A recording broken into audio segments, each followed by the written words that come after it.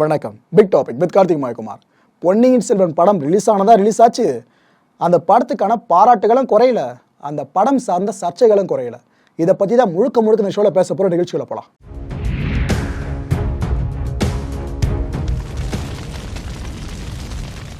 ஒரு சில படங்கள் மெகா ஹிட் அடிக்கும் போது ஒரு சில அரிதான சாதனைகளை கூடயே கொண்டு வரும் பார்த்தீங்களா? அது மாதிரி பொன்னியின் செல்வன் பண்ணியிருக்க ஒரு அரிதான சாதனை என்னன்னு பார்த்தீங்கன்னா இதுதாங்க.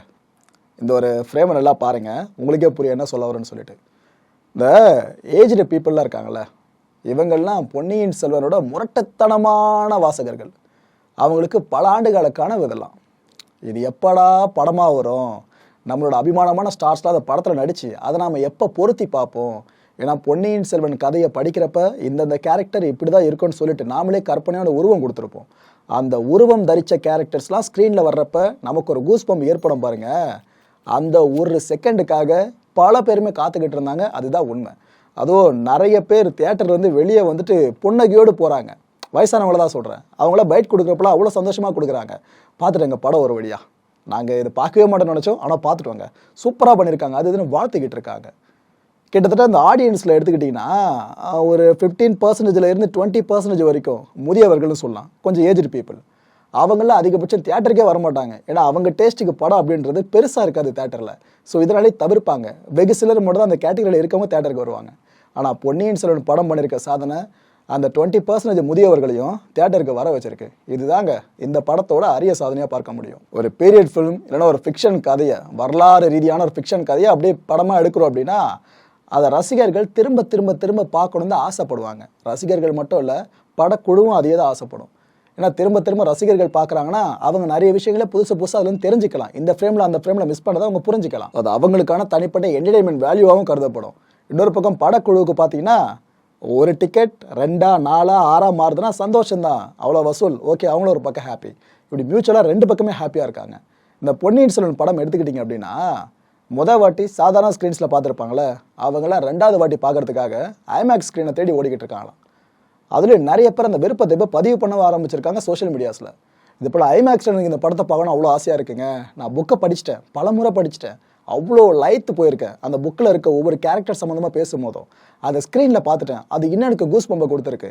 அடுத்தபடி ஐமேக்ஸில் பார்க்கணுன்ற ஆசை எனக்கு தூண்டி விட்டுருக்கு. நான் கண்டிப்பாக ஐமேக்ஸ்லையும் படத்தை பார்ப்பேன்னு பல பேருமே இப்போ கிளம்ப ஆரம்பிச்சிருக்காங்க. இந்த மாதிரி படங்களுக்கு இவ்வளோ வரவேற்பு கிடைச்சிது அப்படின்னா இதே மாதிரி நிறைய படங்கள் தமிழ் சினிமா தாண்டி வரதான் செய்யும். ஏன்னா நாம தான் ட்ரெண்ட் செட்டராக இருந்துட்டோம் அப்படின்னா இந்திய சினிமா வரைக்குமே பல மொழிகளில் வரலாற்று படங்கள் எடுக்க ஆரம்பிச்சிட்டாங்கன்னா சூப்பராக இருக்குங்க. நாம் வெறும் என்டர்டைன்மெண்ட் வேல்யூவை மட்டும் பார்த்துக்கிட்டு இருக்க ஒரு விஷயத்த நம்மளோட வரலாறை தேடி தெரிஞ்சிக்கிற ஒரு வாய்ப்பாகவும் சினிமா மாறும். அதுக்கு ஒரு பெரிய சமிகையாக தான் பொன்னியின் செல்வன் படம் இப்போ அமைஞ்சிருக்கு. ஆனால் ஃபிக்ஷன் வேற, ஓகேவா, புனைவுலாம் வேற. உண்மையிலேயே ஒரு கதையை படமாக மாற்றுறதுலாம் பெரிய விஷயம். அப்போ நடந்த உண்மை சம்பவங்களை வச்சு ஒரு படமாக எடுத்து அது கான்ட்ரவர்சியாக மாறி பெரிய விஷயம். அதெல்லாம் எல்லா தரப்பு ஆடியன்ஸையும் சமாளிக்கிறது. ஆனால் ஆரோக்கியமான விவாதம் அப்படின்றது நல்ல முடிவுக்கு வித்துருன்ற பெர்ஸ்பெக்டிவ்ல தான் அது போல படங்கள் வரவேற்கப்படணும்னு நான் சொல்கிறேங்க. ஆக்சுவலாக பொன்னியின் செல்வனை பொறுத்த வரைக்கும் சோழர் காலத்தில் இப்படி தான் இருந்துச்சு, இந்தந்த கேரக்டர்ஸ்லாம் இப்படி தான் இருந்தாங்க அப்படின்னா தப்பான புரிதலுக்கு நீங்கள் வந்துடாதீங்க. பொன்னியின் செல்வன் படம் அப்படின்றது பாதிக்கும் மேலே கற்பனை ஊற்று. இதில் கொஞ்சம் மட்டும்தான் ரியல் இன்சிடென்ட்டும் கொஞ்சம் மட்டும்தான் ரியல் கேரக்டர்ஸும் யூஸ் பண்ணியிருக்காங்க. மற்றபடி எல்லாமே கற்பனை தான். இதை மைண்டில் தெளிவாக வச்சுக்கோங்க. இந்த படத்தை பார்த்துட்டு வந்தியத்தேவனா இப்படி தான் இருந்தாரா அப்போது அந்த காலத்தில், ஆதித்த கரிகாலன் இப்படி தான் பிஹேவ் பண்ணிட்டு இருந்தாங்க அந்த காலத்தில் அப்படிலாம் தப்பான முடிவுக்கு வராதிங்க.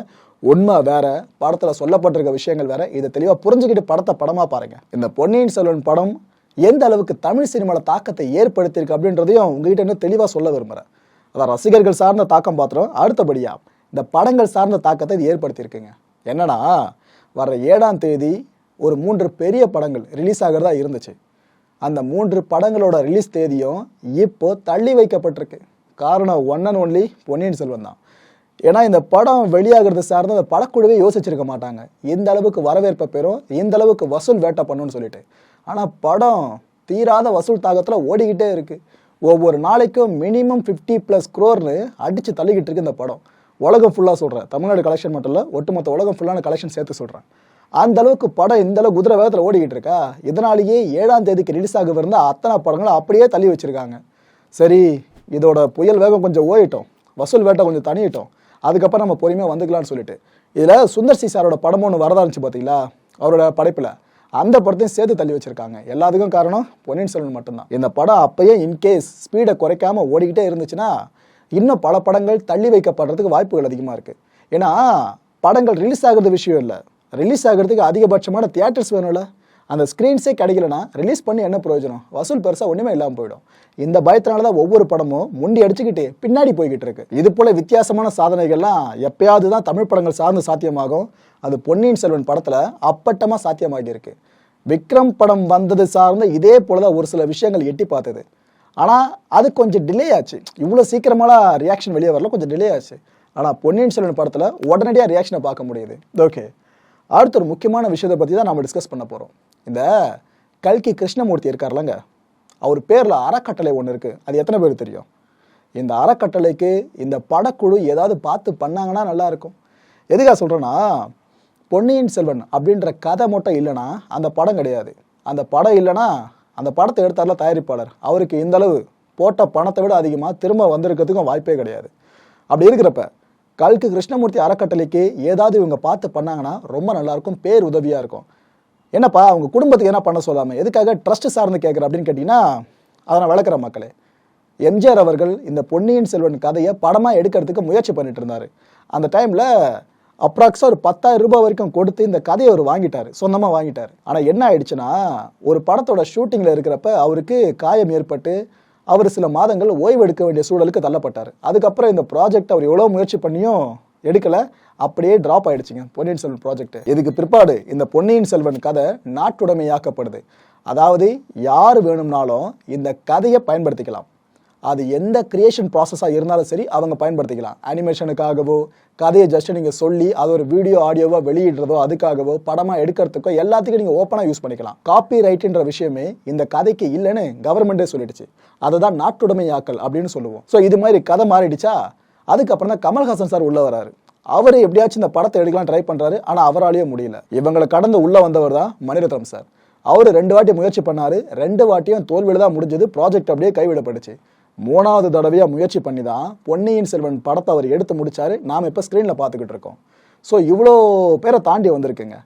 இந்த கதை மட்டும் நாட்டுடைமையாக்கப்படாமல் ஒருவேளை இந்த கல்கி அவர்களுக்கே சொந்தமாக இருந்துருந்துச்சு அப்படின்னா, அவரோட குடும்பம் இருக்காங்களா, இப்போ வரைக்கும் இருக்காங்க, அவங்களோட பேத்தி கூட சமீபத்தில் ஹாப்பியாக இருந்தாங்க.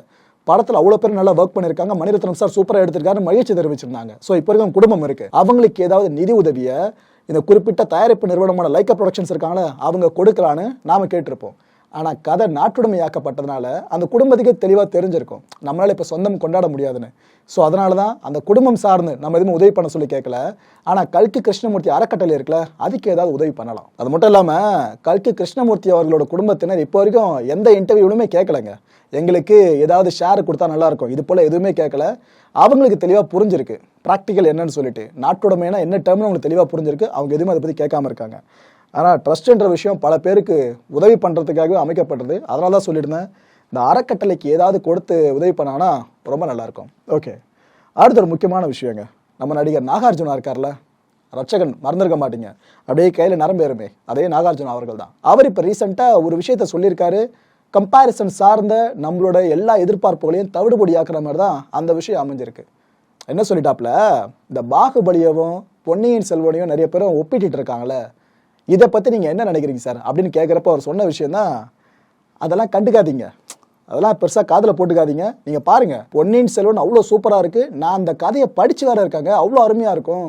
இது எல்லாத்தையும் சொன்னது நாகார்ஜுனா சார். இந்த பொன்னியின் செல்வன் படத்தில் 2 கேரக்டரை லிட்ரலாக வில்லன் ஷேடு இருக்க மாதிரி நாம் பார்த்து புரிஞ்சுக்கிட்டு இருப்போம். அதில் ஒரு கேரக்டர் பார்த்தீங்கன்னா நந்தினி, இன்னொரு கேரக்டர் மதுராந்தகன். ஆக்சுவலாக அந்த மதுராந்தகன் கேரக்டரில் ரஹ்மான் சார் நடிச்சிருப்பார். தீவிர சிவபக்தனான இவரை பிரெயின் வாஷ் பண்ணி தான் இது போல் அரியணைக்கு ஆசைப்பட வைக்கிற ஒரு வேலையை நந்தினி செஞ்சிருக்க மாதிரி ஒரு குறிப்பிட்ட சீக்வன்ஸ் அந்த படத்தில் இருந்திருக்கணும். என்னோட அசம்ஷன் கரெக்டாக இருக்கும் பட்சத்தில் இதை உறுதிப்படுத்துகிற மாதிரி இவர் கூட ஒரு இன்டர்வியூவில் சொல்லியிருந்தாருன்னு நினைவு இருக்கு எனக்கு. அப்படி ஒரு சீன் இருந்தது எடிட் பண்ணப்பட்டிருக்கணுங்க. ஏன்னா எல்லாருமே அந்த படத்தில் பார்த்தீங்கன்னா ஆச்சரியமாக பார்ப்பாங்க, மதுராந்தகன் இது போல் அரியணைக்கு வர ஆசைப்படுறாரா, அரியணைக்கு வர ஆசைப்படுறாரான்னு அந்த படத்தில் அடிக்கடி டைலாக் வந்து நீங்கள் பார்த்துருப்பீங்க. ஸோ அரியணை மேலே ஆசை இல்லாத இவருக்கு எப்படி அரியணை ஆசை வந்ததுன்னு அந்த குறிப்பிட்ட சீக்வன்ஸ் இருந்திருக்கணும். நந்தினி இவர்கிட்ட பல விஷயங்களை சொல்லி பிரெயின் வாஷ் பண்ணியிருக்கணும். அது எல்லாத்தையும் படத்தில் கொஞ்சம் சேர்த்துருந்தாங்கன்னா புரியுது, லென்த்து கொஞ்சம் வந்திருக்கும். ஆனால் புரிதல் கொஞ்சம் நல்லா ஆடியன்ஸ்க்கு கிடைச்சிருக்கும், அது மட்டும் மிஸ் ஆயிருக்கு. ஆனால் டெலிட்டட் சீன்ஸ் அது வருதான்னு பார்க்கலாம், கொஞ்சம் வெயிட் பண்ணுங்க. ஸோ நம்மளுக்கு படம் பார்க்குறப்ப புரிஞ்சது, ஓ மதுராந்தகன் ஏதோ பிளான் பண்ணுறாரு போல இருக்கு, சிற்றரசர்களாக சேர்த்துக்கிட்டு பெரிய பழுவேட்டர் உதவியோடு, அப்போ இவர் தான் வில்லனாக இருப்பாரோ அப்படின்னு நிறைய பேரும் புரிஞ்சுக்கிட்டோம். ஆனால் பொன்னியின் செல்வன் கதையில் இருக்க ஒரு முக்கியமான விஷயம் என்ன தெரியுமா? வில்லனிசம் அப்படின்றதே கிடையாது. வில்லன் அப்படின்னு நீங்கள் யாருமே கை காட்ட முடியாது. ஒவ்வொரு கேரக்டருக்கும் தனித்தனியாக நியாயங்கள் இருக்கும். அந்த நியாயப்படி பார்த்தீங்கன்னா வில்லன்னு உங்களால் யாரையுமே சொல்ல முடியாது. பெரிய பழுவேட்டையராக இருந்தாலும் சரி, நந்தினி கேரக்டராக இருந்தாலும் சரி, மதுராந்தகனாக இருந்தாலும் சரி, இவங்க யாருமே பொன்னியின் செல்வன்ல வில்லன் கிடையாது. ஒவ்வொரு தரப்புக்கு ஒவ்வொரு நியாயம் இருக்கு, அவ்வளவுதான். படத்துல நீங்க பாக்குறப்ப நந்தினி கேரக்டரால இந்த மதுராந்தகன் கேரக்டர் தூண்டப்பட்டிருக்கான்ற விஷயத்த உங்களால ரொம்ப ஷார்ட்டான சீக்வன்ஸ்ல மட்டும் தான் புரிஞ்சுக்க முடியும். ஆனா கதைப்படி பார்த்தீங்கன்னா அதுவே ஒரு பெரிய விஷயமா போகுங்க. அவ்வளோ டைலாக் டெலிவரி நடந்துகிட்டு இருக்கும். மணி சார் இந்த அளவு லென்த்தா எதுக்கு வேணுன்றதுனால கம்மி பண்ணிட்டாரா, இல்லைன்னா எடுத்த சீனை கட் பண்ணிட்டாரான்னு தெரியல. கொஞ்சம் வெயிட் பண்ணி பார்க்கலாம். அதை மட்டும் அண்ட் மதுராந்தகன் கேரக்டர் சார்ந்த ஒரு சுவாரஸ்யமான விஷயத்த சொல்ல விரும்புறேன். ஆக்சுவலாக இந்த படத்தோட ஷூட்டிங் நடந்துச்சுலங்க, இந்த பொன்னியின் செல்வன், அந்த நேரத்தில் நடந்த ஒரு விஷயம் தான் அது. அதாவது எல்லாருமே வந்துட்டாங்க, ஒரு குறிப்பிட்ட முக்கியமான சீக்வன்ஸ் எடுத்துக்கிட்டு இருக்காங்க. அதாவது படத்தில் பார்த்தீங்கன்னா மதுராந்தகன் கேரக்டர் அவரோட அம்மா கிட்ட பேசுகிற மாதிரி காமிச்சிருப்பாங்க. அப்போ அம்மா வந்து உன்னோட அப்பாவோட ஆசை வந்து உன்னை தீவிர சிவபக்தனாக மாற்றணும் அப்படின்றது தான், ஆனால் நீ என்னடானா அரியணைக்கு ஆசைப்பட்டு வந்திருக்க, இதெல்லாம் எப்படி அப்படின்ற மாதிரி கேட்டுக்கிட்டு இருப்பாங்க. அப்போ மதுராந்தகன் கேரக்டர் கோபப்பட்டு பேசுகிற மாதிரி இருக்கும் அம்மா கிட்டேயே. இது போல் பையன் அரியணை ஏறணும்னு ஆசைப்பட்றேன், ஆனால் அது சார்ந்து மகிழ்ச்சி கொள்ளாமல் நீங்கள் என்ன இது போல் பண்ணுறீங்க, நீங்களா என் அம்மாவான்ற மாதிரி அவர் கொஞ்சம் ஹார்ஷான வார்த்தைகளை பிரயோகப்படுத்துகிற மாதிரி இருக்கும். கோபத்தில் பார்த்தீங்கன்னா டைலாக் முடிகிறப்ப தன்னோட கழுத்தில் அணிஞ்சிருக்க மாலைகளை அப்படியே பீத்தி எடுக்கிற மாதிரி இருக்கும். முத்து மாலைகளும் உள்ள அடக்கம். ஆக்சுவலாக பொன்னியின் செல்வன் படத்தில் பயன்படுத்தப்பட்ட தங்க நகைகள் இருக்குது பாருங்க, பெரும்பாலும் உண்மையான தங்க நகைகள் தான்.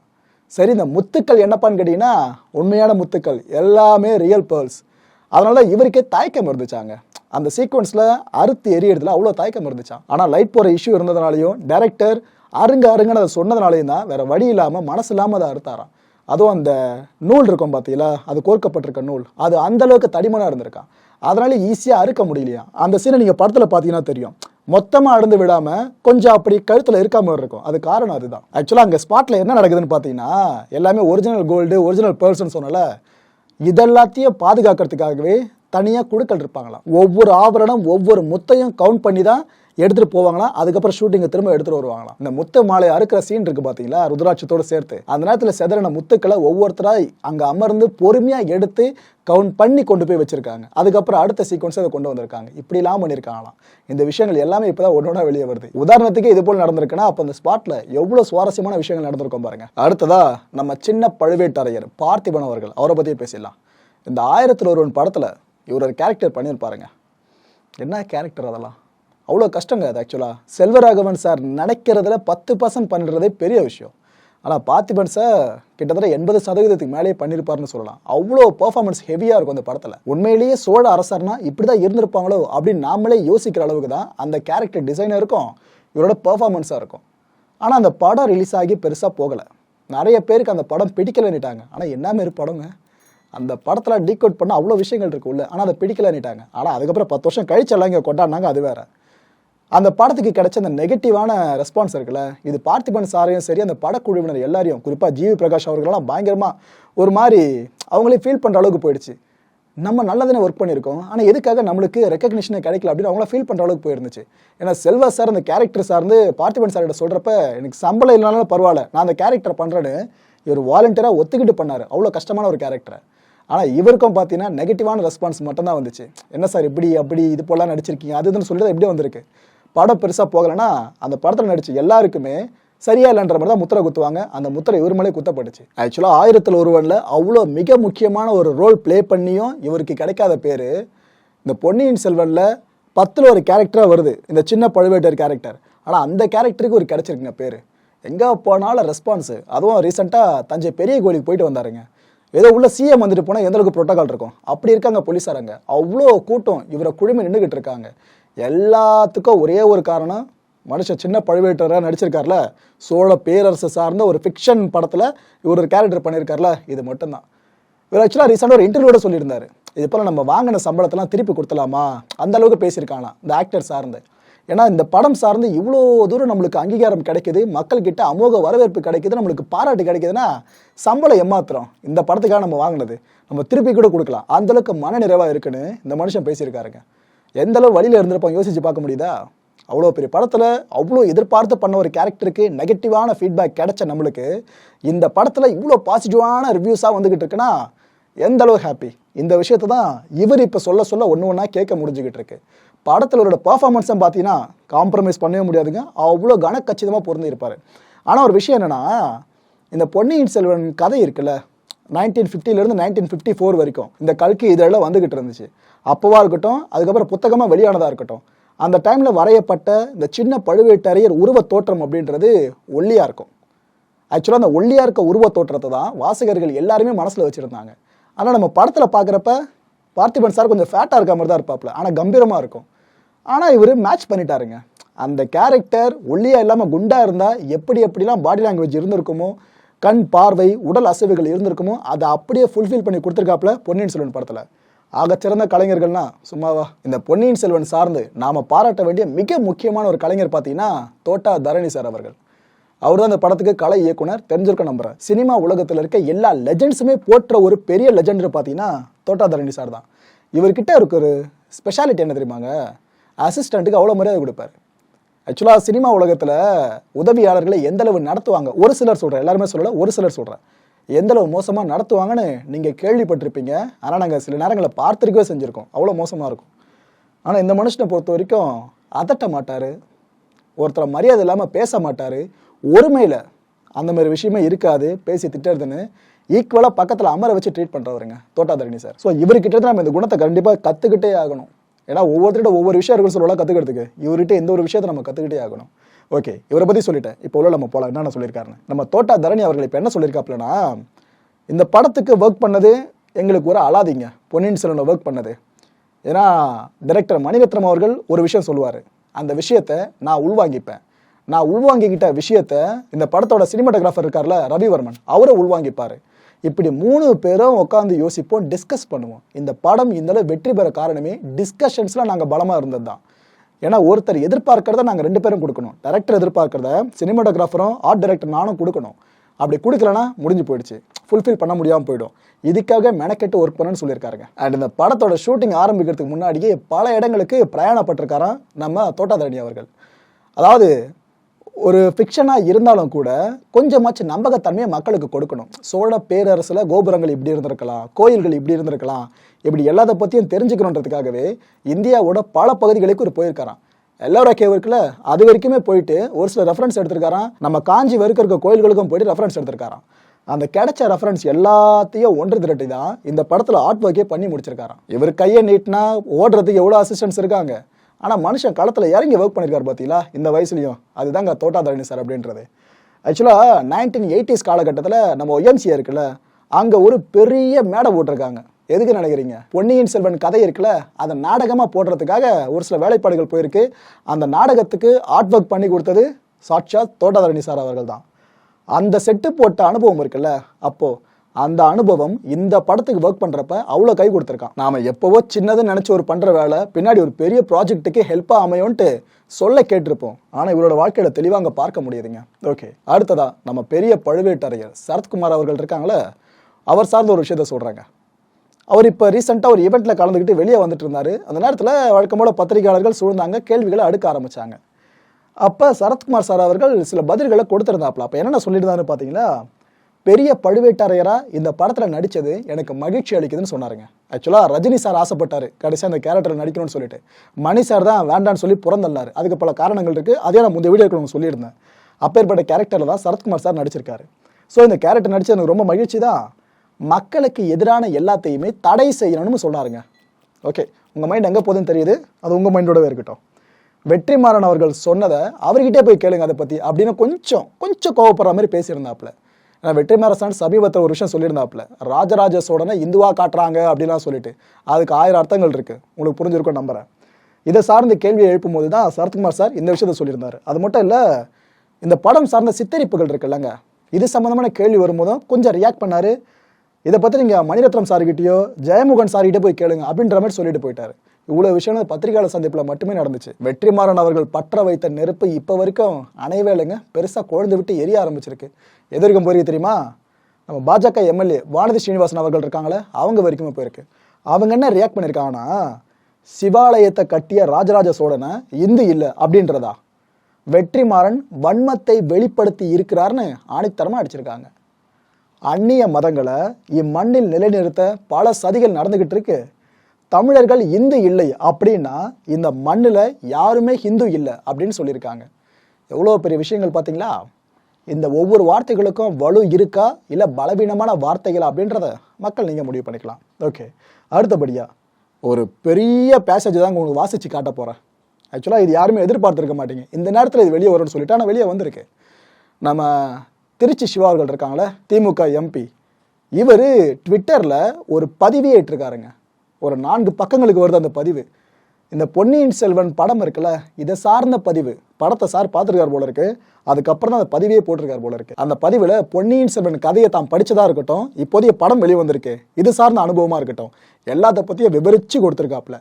அதில் குறிப்பிட்டு ஒரு சொல்கிற விஷயத்த மேற்கோள் காட்ட விரும்புகிறேன். மணிரத்னம் இடதுசாரி குணம் கொண்டவர் என்ற ரீதியில் விமர்சனங்கள் வந்துகிட்டு இருக்கு. காந்தியவும் அண்ணாவையும் விமர்சித்த உலகம் இது அப்படின்னு சொல்லியிருக்காரு. புரியுதா?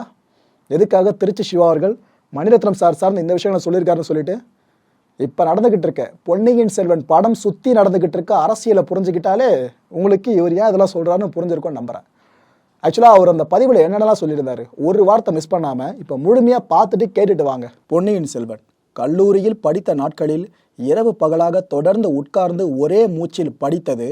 பின்பு ஓராண்டு கால மிசா சிறைவாசத்தின் போது படித்த பல நூல்களின் வரிசையில் 2வது வாசிப்பு என ரொம்பவும் பரிச்சயமான மனதை விட்டு நீங்காத சரித்திர பின்னணியில் சில கற்பனைகளோடு கல்கி அவர்களால் எழுதப்பட்ட காலமெல்லாம் நிலைத்து நிற்கக்கூடிய பொன்னியின் செல்வன் முதல் முறை படித்து முடித்த பின் அதில் வரும் பாத்திரங்கள் நெஞ்சில் நிழலாட உறக்கம் தொலைத்த இரவுகளைப் போலவே இயக்குனர் மணிரத்னம் அவர்கள் இயக்கத்தில் வெளிவந்திருக்கும் பொன்னியின் செல்வன் படம் பார்த்த அன்று இரவும் உறக்கம் இழந்தேன். இதற்கு மேல் இத்தனை பெரிய வரலாற்று புதினத்தை திரையில் கொண்டு வர வேண்டும் என எதிர்பார்க்க இயலாது. எம்ஜிஆர் நினைத்து, கமல்ஹாசன் விரும்பி, பல காரணங்களால் உருவாக முடியாத இந்த காவியத்தை திரைப்படமாக்கிய திரு மணிரத்னம் அவர்களை பாராட்டுவதை ஒரு தமிழனின் கடமையாக உணர்கிறேன். 100% முழுமை என்பதை எல்லாவற்றிலும் எதிர்பார்க்க முடியாது. எனக்கு தெரிந்து எழுத்து வடிவத்தில் பெரும் வரவேற்பினை பெற்ற பல கதைகள் திரையில் வெற்றி பெறாமல் போயிருக்கின்றன. அகிலன், ஜெயகாந்தன், சுஜாதா, ஏன் கல்கியும் இதற்கு விதிவிலக்கில்லை. விமர்சனங்களை சந்திக்காத தலைவர்களும் படைப்புகளும் இருக்கவே முடியாது. ஆனால் பாராட்ட வேண்டியதை பாராட்டாமல் குறைகளை மட்டுமே சுட்டுவதை ஏற்கவும் இயலாது. மனதில் அழுத்தமாக பதிந்த காரணத்தால் வந்தியத்தேவன், நந்தினி, குந்தவை, அருள்மொழிவர்மன், ஆதித்தன், குணசேகரன், ஞானசேகரன், பன்னீர்செல்வம் என எத்தனை குழந்தைகளுக்கு பெயர் சூட்டியிருப்போம். எல்லாரையும் திரையில் கண்ட சிலிர்ப்பு இன்னும் தொடர்கிறது. படத்துக்கு வருகிறேன். இயக்குனரின் திறமையும் நேர்த்தியாக இந்த கதையினை திரையில் மெருகு குலையாமல் கொண்டு வர வேண்டும் என்ற அக்கறையும் பாத்திரங்களின் பரிணமிப்பில் மிளிர்ந்தது. நாடக வடிவில் இந்த அற்புத புதினம் அரங்கேறிய போது பெரும் எதிர்பார்ப்போடு சென்று பொன்னியின் செல்வன் நேசர்கள் ஏமாந்த நிகழ்வுகள் பல உண்டு. அதில் நானும் ஒருவன். திரையில் வந்தியத்தேவனின் குறும்புத்தனம், திறமை, வீரம், காதல், சாமர்த்தியம் அத்தனையையும் நடிகர் கார்த்தி வெளிப்படுத்தியிருப்பது முதல் மகிழ்ச்சி. பின்னாளில் சக்கரவர்த்தியாய் பரிணமிக்க இருக்கும் இலக்கணங்களை கொண்ட இந்நாள் இளவரசனாய் அருள்மொழிவர்மன். உண்மையை சொல்ல வேண்டுமெனில் ஜெயம் ரவியிடம் இத்தனை எதிர்பார்க்கவில்லை. கல்கி வெளிப்படுத்திய அத்தனை இலக்கணங்களையும் அடக்கமாக வெளிப்படுத்தும் நடிப்பு. ஹெலன் ஆஃப் ட்ராயை போல், கிளியோபட்ராவை போல், இன்றும் மனம் மயக்கும் நந்தினி போல் என்றாவது ஒரு நாள் யதார்த்தத்தில் யாரையாவது காண இயலுமா என்று மனம் ஏங்கியதற்கு இதழ் மட்டும் அசைய வார்த்தை சிந்தி உள்ளத்தில் பெரும் வைராகியத்தை கொண்டு அதை வெளிக்காட்டாமல் பழுவேட்டரையரிடம் ஒரு பாவம், வந்தியத்தேவனிடம் ஒரு பாவம் என நந்தினியை கண்ணெதிரே கொண்டு நிறுத்திய என்றும் உலக அழகியான ஐஸ்வர்யா ராய்க்கு நன்றி மணிரத்னத்திற்கு தான் சொல்ல வேண்டும்.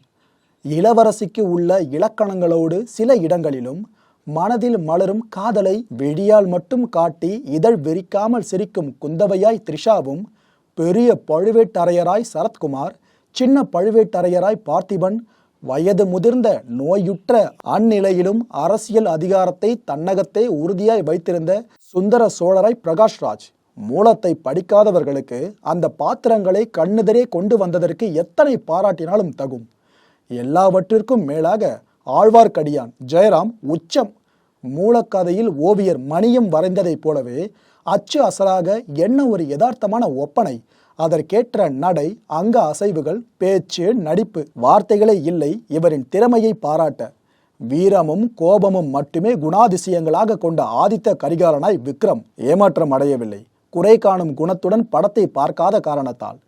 தந்தை பெரியார் சொல்வார், இந்த காரியத்தை என்னால் மட்டுமே ஆகும் என்று நான் செய்ததாக கருதவில்லை, வேறு யாரும் செய்ய முன்வராததால் நான் செய்கிறேன் என்று. அதேபோல் பல பேரின் பலநாள் இயக்கத்தினை போக்க முன்வந்து அதில் குறிப்பிடத்தக்க வெற்றியும் பெற்றிருக்கும் இயக்குனர் மணிரத்னத்தை என் உணர்வு கொண்டோரின் சார்பாக பாராட்ட விரும்புகிறேன். படம் பார்த்து நெருக்கமான சிலரோடு பகிர்ந்து கொள்வதோடு நிறுத்தாமல் இதை எழுத நேர்ந்ததற்கு பத்திரிகைகளிலும் சமூக வலைதளங்களிலும் சில எதிர்மறை விமர்சனங்களை படிக்க நேர்ந்ததால்தான். கட்டிய வீட்டிற்கு குற்றம் சொல்ல ஆட்களுக்கா பஞ்சம்? எங்கள் கொள்கைகளுக்கு முரண்படும் எழுத்தாளர் ஜெயமோகனின் வசனங்களை இந்த படத்தில் நான் ரசித்தேன். கலைப்படைப்பெனில் தனிமனித விருப்பு வெறுப்புகளை கொண்டு பார்வையிடுவது ஏற்புடைய குணமல்ல என்பதை உணர்ந்தவன் நான்.